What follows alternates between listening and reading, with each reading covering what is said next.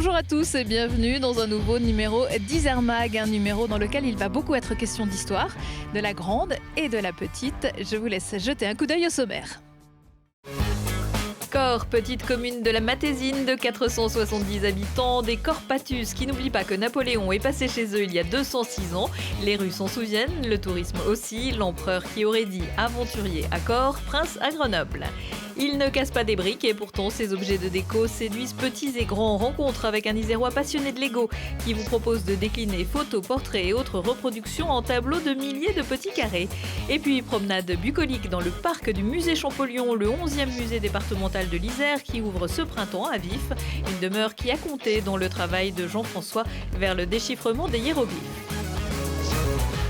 Le 5 mai 1821, Napoléon s'éteignit à Sainte-Hélène où il se trouvait en exil. Cette année, nous commémorons donc le 200e anniversaire de la mort de l'empereur. L'occasion de revenir sur son passage par la route des Alpes en 1815 de Golfe-Juan à Grenoble. Une route qu'il a pris en compagnie de 1200 soldats dans l'espoir de regagner Paris et pourquoi pas le pouvoir. Cette route, elle a pris depuis le nom de route Napoléon. Elle passe par La Fraye où je me trouve aujourd'hui. Mais avant d'arriver à La Fraye, le 6 mars 1815, l'empereur fait halte à Cors en compagnie de ses hommes, mais également de son fidèle général Cambronne. Cambronne, on connaît le petit mot qui plaît tant aux enfants.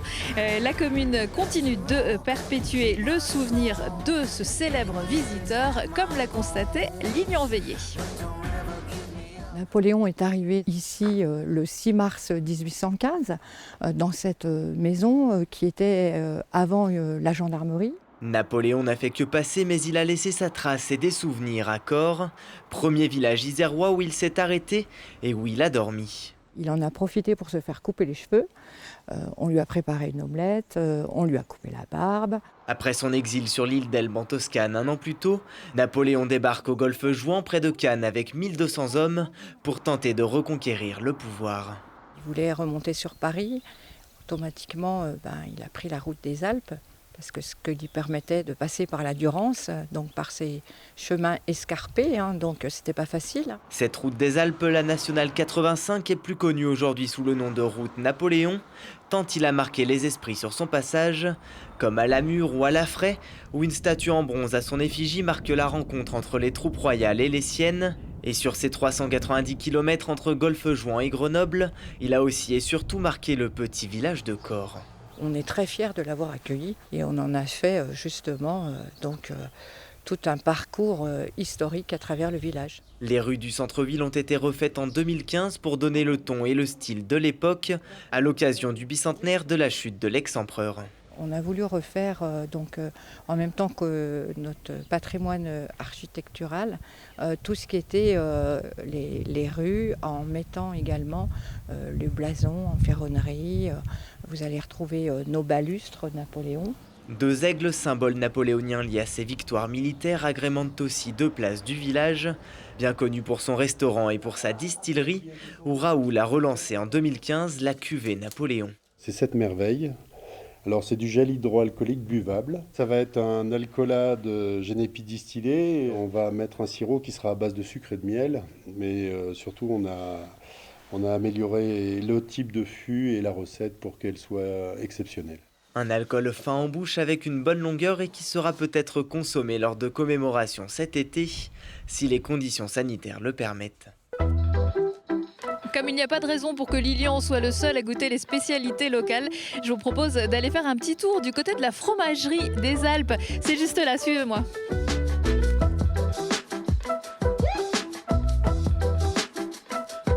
Alors moi qui adore le fromage, je suis absolument ravie. Je me trouve dans le laboratoire d'une fromagerie, la fromagerie des Alpes de Damien et Laetitia Clavier. Bonjour Damien. Bonjour.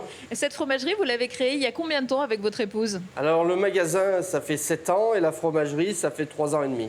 Alors dans cette fromagerie, vous préparez un certain nombre de spécialités, dont le petit Napoléon. Est-ce que vous pouvez nous dire comment est née l'idée de ce fromage ? Napoléon, pourquoi ? Parce qu'on se trouve à côté de la statue Napoléon, donc c'était un peu logique de faire ça, sachant que la route s'appelle aussi la route Napoléon. Donc on voulait vraiment appuyer sur ce point-là, et donc du coup on a créé un petit fromage s'appelle le Napoléon. C'est une petite pâte molle, voilà, qui fait à peu près 200-250 grammes, voilà, qui se mange un peu comme un brie, voilà. Et alors le lait du petit Napoléon, il vient d'où? Alors le lait, c'est issu du plateau, hein. On travaille en agriculture biologique. Donc ça, c'est que du lait bio, que du lait de vache. Donc on se sert juste à côté, c'est au Guec des Berlioux. Voilà, c'est juste à côté, c'est à 5 km de la fromagerie. Donc on peut se servir tous les jours. À côté de nous, une énorme marmite. C'est un petit peu la marmite de potion magique, une marmite en cuivre. Qu'est-ce qu'il y a à l'intérieur? Alors là, ce matin, je suis allé chercher 400 litres, voilà, donc j'y ai mis mon lait. J'ai commencé ma recette tôt ce matin, donc là j'ai mis le ferment. Donc le ferment, c'est ce qui constitue la particularité du fromage, c'est ce qui va déterminer le goût et ce qu'on veut rechercher à la fin, voilà, donc le ferment est mis. Après, on fait une séance de maturation. Donc la maturation, c'est on laisse agir le ferment dans la totalité du lait, voilà. Et après, maintenant, on va passer à l'étape, c'est l'emprésurage. Voilà, c'est pour devenir que le lait soit liquide, qu'il devienne fromage. Il faut combien de temps pour faire un petit Napoléon? Petit Napoléon, il faut entre 3 et 4 heures, voilà, suivant la période de l'année, quoi. Voilà. Pourquoi suivant la période de l'année? Parce que le lait est plus riche à une certaine période qu'à une autre. Les vaches peuvent pâturer dans les prés l'été, donc le lait est vachement plus riche. Donc la fabrication se fait vachement plus vite. Vachement, c'est vraiment le cas de le dire en plus. Ah oui, c'est ça, c'est carrément ça. Alors on va voir la prochaine étape. Vous allez nous montrer ce que vous allez faire c'est après. l'emprésurage, voilà. Donc là, ouais, il y a à peu près...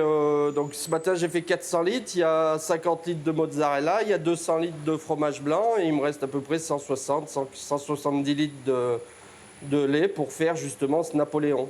Voilà. Cette étape-là, elle prend combien de temps? Donc l'étape là, c'est tout de suite. Donc en fait, on va mettre la présure, je vais aller chercher au frigo, on la met dedans, on laisse reposer le lait et le lait va cailler. Voilà, c'est le moment où le lait va durcir pour être en forme fromage pour pouvoir le travailler après. Voilà. Donc on va mettre la présure.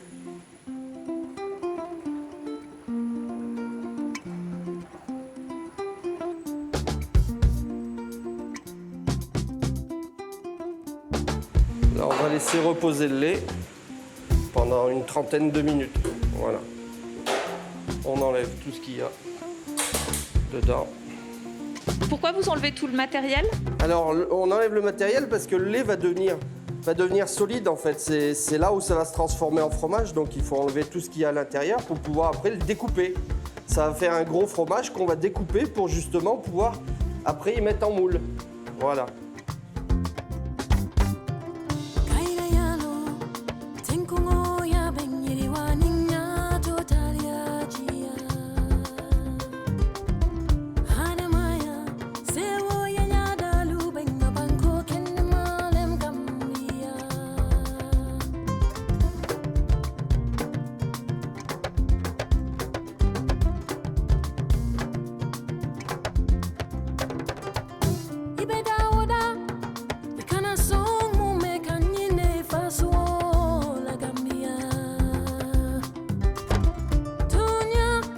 Damien, vous avez une autre spécialité, c'est la mozzarella. Est-ce que vous pouvez nous expliquer ce que c'est que cette curieuse machine? Alors oui, c'est une machine donc à mozzarella, voilà, c'est le but est de sortir en boule, voilà, donc ça sort par l'extrémité en boule. La fabrication dure à peu près 4 heures et voilà, on fait ce produit depuis à peu près 2 ans et ça marche super bien, notamment dans les restaurants, dans les magasins bio. Voilà, on peut la vendre en pièces ou en vrac, aussi à la louche. Donc c'est vrai que c'est intéressant et puis on est un peu les seuls ici à faire ça, quoi. Et la machine, par contre, on n'en trouve pas forcément en France, des machines comme ça. La machine, c'est vrai, c'est compliqué, surtout des petites comme ça pour les artisans, ça se fait pas forcément de partout. Donc après, il faut aller chercher du côté italien pour trouver des machines comme ça, quoi. Mais c'est vrai qu'on est content depuis qu'on l'a fait et nos clients sont ravis aussi. Et alors ça fait une belle pâte qui file, c'est joli. Exactement, bah là c'est le principe, on met le cahier dedans et puis après avec de l'eau à 90 degrés, et ben, ça file la pâte pour l'étirer, pour pouvoir la ramollir et après la travailler en boule. Ça va passer là et sortir ici dans des... Voilà, et après on la met dans son lait, dans de l'eau un peu salée et on la vend le lendemain. Voilà, on ne peut pas avoir plus frais. Ah non, là on peut pas, non.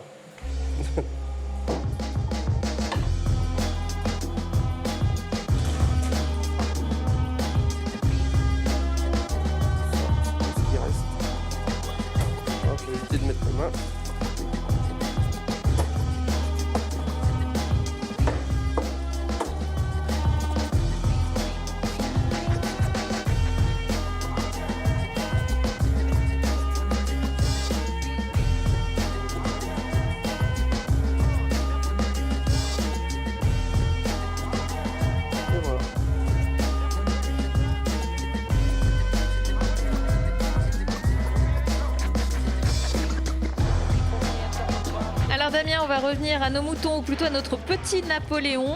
Qu'est-ce qui s'est passé durant ces 30 minutes dans cette grosse marmite? On en est où? Alors voilà, on avait chauffé le lait, après vous avez vu, on a mis la présure. Donc maintenant, le lait s'est transformé en fromage. Donc le lait à caillé, on appelle ça. Donc on va regarder. Voilà. On voit bien la différence, le lait à caillé. Donc ça veut dire que maintenant le lait s'est transformé en fromage. Donc pour sortir ce fromage, on ne peut pas le mettre directement dans le moule. Il faut donc le découper et après le travailler. Et après on le sortira, on le mettra en moule. Voilà, donc on va passer à la découpe. Eh ben allez, je vous laisse faire. Hein. Voilà, donc on découpe avec ce matériel-là. Ça s'appelle un tranche-cahier. Ce n'est pas un instrument de musique. Non, ce n'est pas une guitare. Mais voilà, donc après on découpe tout le cahier.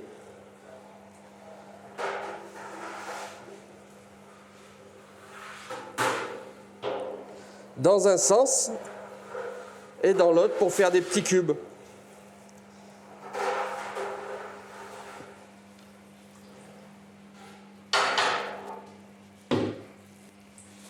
Et maintenant, on le remélange et vous allez voir la différence.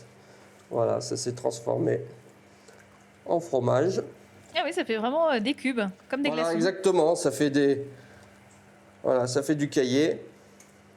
Donc là, c'est encore très très mou. C'est pour ça qu'on va le laisser maintenant une trentaine de minutes reposer pour que, en fait, il va extraire toute l'humidité, ce qu'on appelle le petit lait, le sérum. Voilà. Et après, c'est ce qu'on voit un petit peu, qui est un peu plus liquide. voilà, exactement. Donc le fromage va se déposer au fond, le sérum va remonter à la surface, on extrait après le sérum et on peut mouler.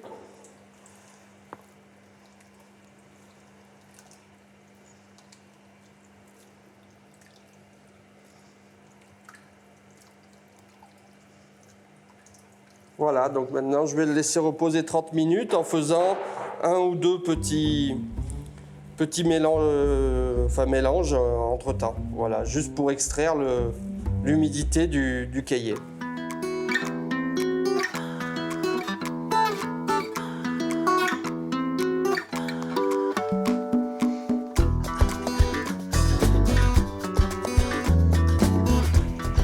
Damien, la demi-heure est passée. Étape suivante, il va falloir mettre le fromage dans les faisselles, c'est bien ça? Exactement. Donc c'est l'étape qui consiste à enlever justement ce que je vous disais, c'est le petit lait, voilà, qui s'est extrait du fromage. Voilà. On va voir que le fromage est découpé. Voilà.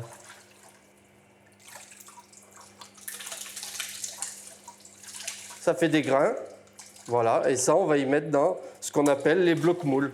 Voilà, c'est des blocs moules où on vide au seau, on répartit, et après, ça s'égoutte tout seul. Voilà, c'est tout. C'est pour extraire le sérum. Voilà, donc un dernier touillage, et puis après, on y sort, et on y met dans les moules. Voilà, là, le cahier est parfait. C'est très bien.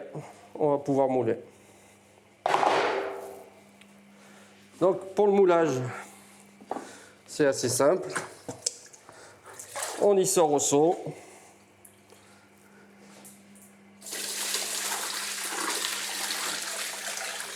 Et on y répartit dans les blocs moules.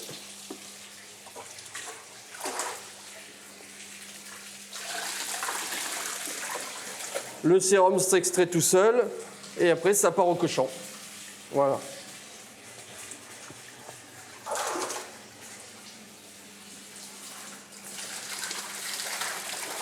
Dernière petite question, Damien. Vous êtes labellisé ISIR. Qu'est-ce que ça change pour vous? Pourquoi c'est bien pour votre entreprise? Nous, localement, c'est super d'avoir créé une marque comme ça. On s'y retrouve tous. Et puis, ça nous permet de montrer aux gens d'ici qu'on appartient à quelque chose. Tous les autres départements ont un savoir-faire qu'ils mettent en avant, comme la Savoie. Donc, nous, c'est bien d'y être arrivé cette année. Et ça fait même déjà 2 ans qu'on y est. Et au niveau des ventes, c'est vrai que les gens commencent à connaître le logo. Et du coup, on est très content d'être sur cette marque. Merci beaucoup Damien de nous avoir montré votre savoir-faire, comment vous fabriquez le petit Napoléon, comment vous fabriquez la mozzarella. On a passé un très bon moment avec Baptiste qui est juste derrière la caméra. Vous nous remercierez également Laetitia, votre épouse qui est un petit peu timide. Alors si vous voulez la voir Laetitia, il faut venir à la fromagerie. Je vous souhaite une très belle journée et à très bientôt. Merci Damien. Merci à vous. Au revoir. Retour à la prairie de la rencontre après une petite pause fromage. Alors la statue que vous voyez derrière moi, elle a été érigée en 1930 pour marquer la rencontre entre le détachement royal et Napoléon. Nous sommes toujours en 1815. Napoléon qui est venu rencontrer seul ce détachement royal sur son cheval. Alors le risque, c'était bien sûr que Napoléon se fasse arrêter. Je vous rappelle qu'il voulait reprendre le pouvoir. Et finalement, les voltigeurs de la 5e ligne se sont ralliés à lui, d'où le nom de prairie de la rencontre. Une autre rencontre, celle du tout début du 19e siècle, on est un peu avant 1815, celle des frères Champollion avec la commune de Vif. La maison familiale va devenir le 11e musée départemental.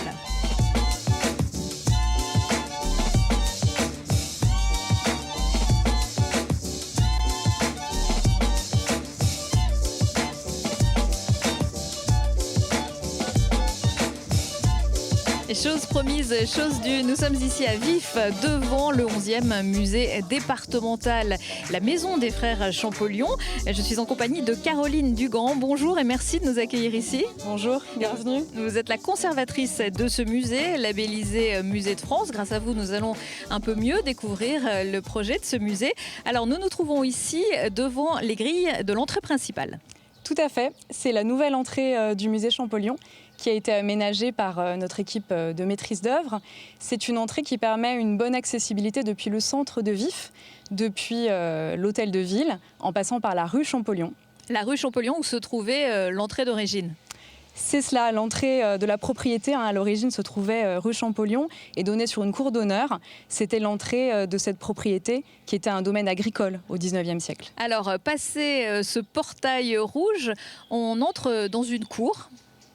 Oui, on arrive par la rue du Portail Rouge et on pénètre dans cette cour qui était la cour des dépendances, donc la cour de ferme du domaine. On va poursuivre notre visite par l'extérieur, par ce beau temps, voilà. C'est complètement obligatoire. Et on va aller faire un tour dans le jardin si vous le voulez bien. Avec plaisir.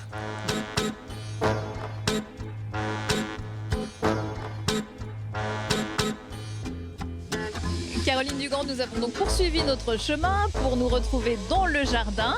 Vous avez choisi de nous présenter ce buis remarquable. Oui, nous sommes dans la partie jardin qui a été restituée dans son ambiance du 19e siècle. Cette partie a été replantée d'essences locales avec des espèces que les frères Champollion ont connues, des mûriers, des pommiers, des poiriers. Le jardin a aussi été replanté de fleurs et on retrouve un petit peu l'esprit de ce domaine tel que l'ont connu les frères Champollion. Et ce buis, on a envie de s'y cacher. Pour les enfants, ça sera formidable. Je pense que ce sera une belle cachette pour les enfants. Les frères Champollion l'ont très certainement connu et ce sera l'une des arrivées très agréables vers le musée. Est-ce qu'il y avait des liens entre la famille Champollion et l'Isère avant l'acquisition de ce domaine ? Tout à fait, puisque les frères Champollion sont nés à Figeac, vous le savez, mais leur père était originaire du Valbonnais, qui est une région montagneuse au sud de Grenoble. Et à l'âge adulte, le frère aîné, Jacques-Joseph Champollion-Figeac, revient dans le berceau paternel et il y fait venir son petit frère, Jean-François, pour diriger son éducation. C'est donc lui qui achète cette propriété avec son épouse, il me semble ? Alors ce n'est pas lui exactement qui achète cette propriété, c'est le père de la mariée, donc le père de Zoé Beria, Pierre Beria. Bien connu à Grenoble, bien connu à Grenoble, puisque les Grenoblois connaissent souvent le cours Beria, qui a pris en fait le nom du frère, d'un des frères de Zoé. Pierre Beria avait des origines vifoises et il a souhaité acquérir des propriétés à Vif, dont ce domaine, les ombrages de Vif. Donc le jeune couple s'installe à Vif et fait donc venir le beau-frère, Jean-François. Exactement, Jean-François Champollion, le déchiffreur d'hiéroglyphes, a passé de nombreux séjours dans cette propriété et il y retrouvait son frère aîné, sa belle-sœur et plus tard ses neveux et nièces. Comment s'est passée l'évolution de la maison suite au décès des frères Champollion ? La maison est toujours restée dans la famille Champollion-Figeac. Elle a été conservée par les descendants jusqu'au début du XXe siècle. Descendants qui avaient souhaité conserver l'esprit de ce domaine et les objets qui ont laissé les frères Champollion. Et par la suite, ces descendants ont souhaité se séparer du domaine. Tout à fait, le département de l'Isère en a fait l'acquisition en s'engageant à préserver ce lieu et à terme à l'ouvrir au public. Et c'est en 2016 que le président du département, M. Jean-Pierre Barbier, a vraiment lancé la création de ce projet de musée.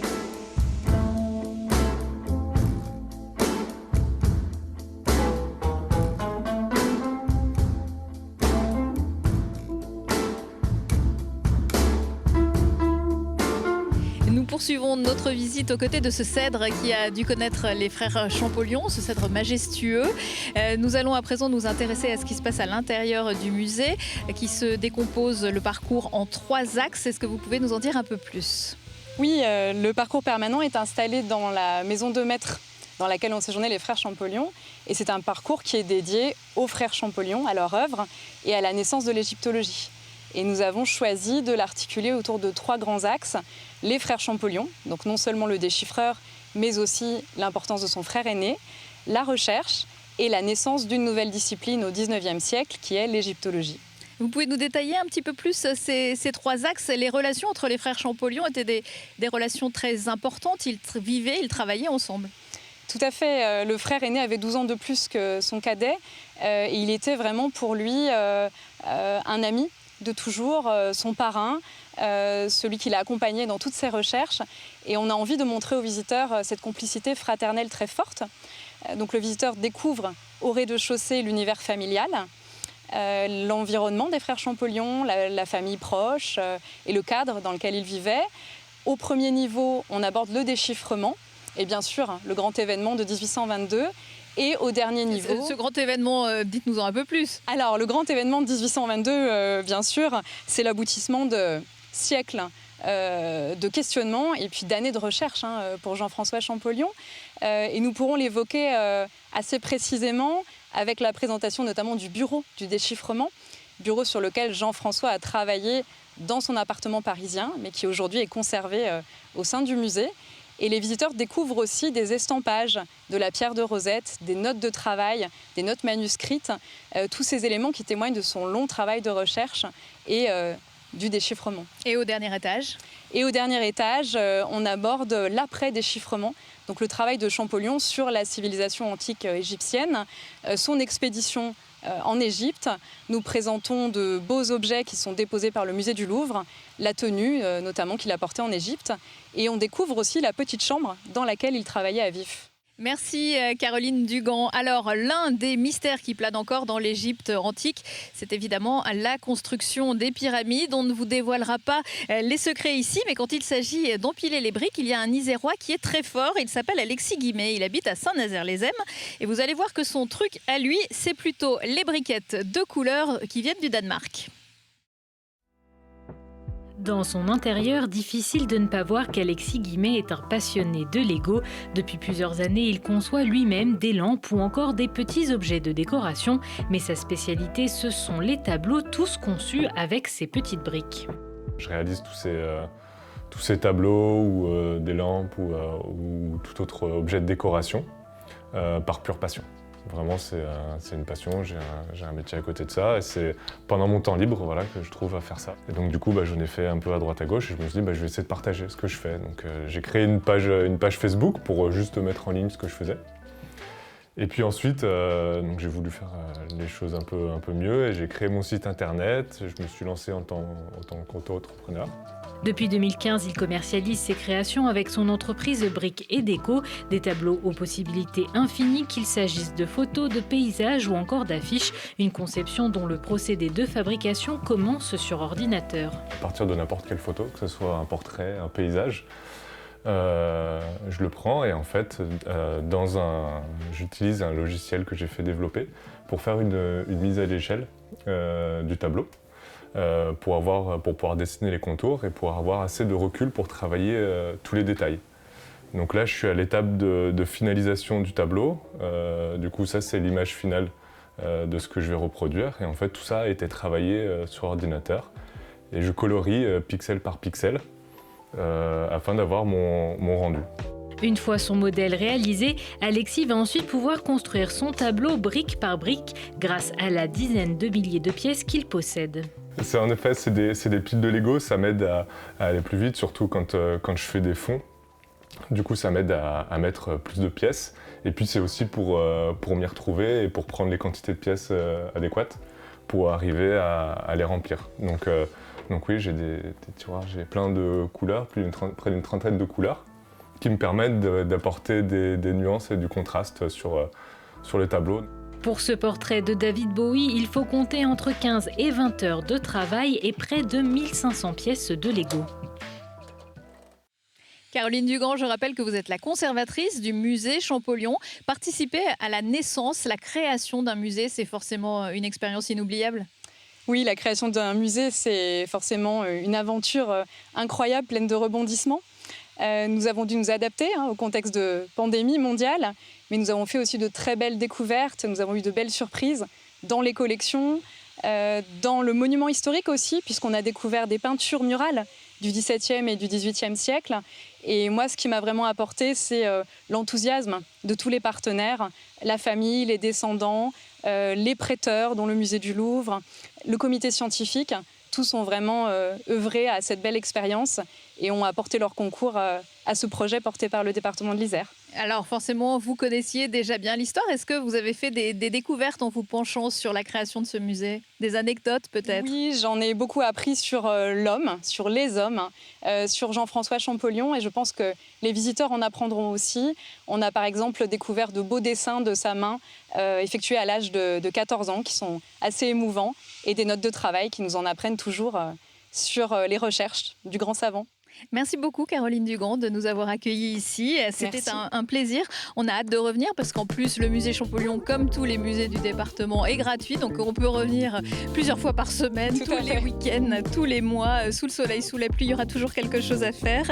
Isère Mag, c'est terminé. J'ai été ravie de vous accompagner dans ce numéro pour vous faire découvrir quelques-uns des trésors de notre département. Vous en verrez bien plus dans le dernier numéro d'Isère Mag que vous avez dû trouver dans vos boîtes aux lettres. Merci de nous avoir suivis et à très bientôt.